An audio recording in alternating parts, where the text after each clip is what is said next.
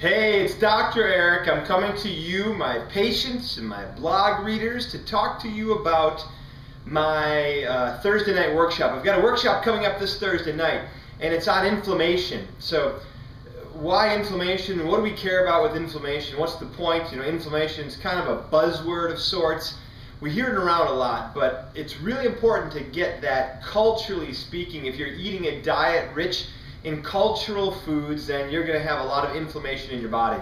I know how much inflammation exists simply because when I did the Suero cleanse, I lost an inch off of my waist, and I eat really clean and not very culturally focused, so I would think that I would not have a lot of inflammation, but that inch was inflammation. It was fluid that's retained, which is considered inflammation, water or fluid in the body that's not part of normal process, but rather gets in the way of normal process. So I realize that for some of you, you could probably drop about 5 to 7 pounds simply by increasing some of the foods of anti-inflammatory potential and slightly decreasing some of the foods of inflammatory potential. I'd love to take you further than that, of course. You know me, I'm that crazy food guy, of course. But if we just took you that little bit, that little step, it would actually be a huge change in your ability to function in your life. Even more important than that, cancer and heart disease are diseases of inflammation. I cannot tell you how many times over the years I've had a patient come to me and say, "Hey, Dr. Eric, I got bad news. I was just diagnosed. I've got massive congestive heart failure. I've got major blockage in the coronary arteries of the heart. I've got significant blockage in arteries that lead to my brain."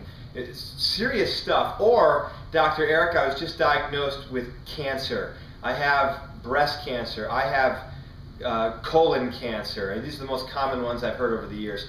"I've got skin cancer." You know, cancer and heart disease are both inflammatory diseases. And I tell you, in 90% of those cases, I'm not surprised. And it's not that I'm mean or that I think I know it all. It's not that. It's simply because I know that most of you are living culturally still, and I just want to change that a little bit.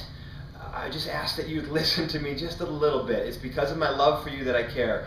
I don't want to be right. I don't care about that. I just know that as we pursue truth and as we learn more, there's one truth that's evident, and that's that the cultural diet, even if you think you're eating healthy, if you're buying foods that are just culturally based foods, conventionally raised foods, you may be making bad choices that you think are good choices. So I just invite you to come and join with me and with our team to learn more about anti-inflammatory living, and we'll give you some supplementation that's an answer to that, of course, because that's a great way to get there. I'll also give you plenty of opportunities to understand food choices, because I'd rather you eat the food that's going to heal you. So that's coming up this Thursday night, 7:15 p.m. in my office.